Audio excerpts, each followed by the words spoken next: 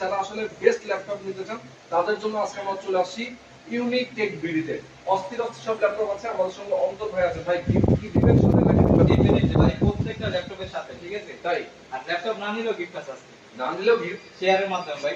শেয়ারের মাধ্যমে? হ্যাঁ, শুধু শেয়ার মানে আজকে যারা ল্যাপটপ আজকে লাইভটা যারা শেয়ার করবে, হ্যাঁ, শেয়ার করলে গিফট, শেয়ার করলেও ল্যাপটপ কেনা লাগবে না, ল্যাপটপের সাথে যে গিফট দিচ্ছি ওই সেম গিফট পাবে। সেম গিফট পেয়ে যাবেন।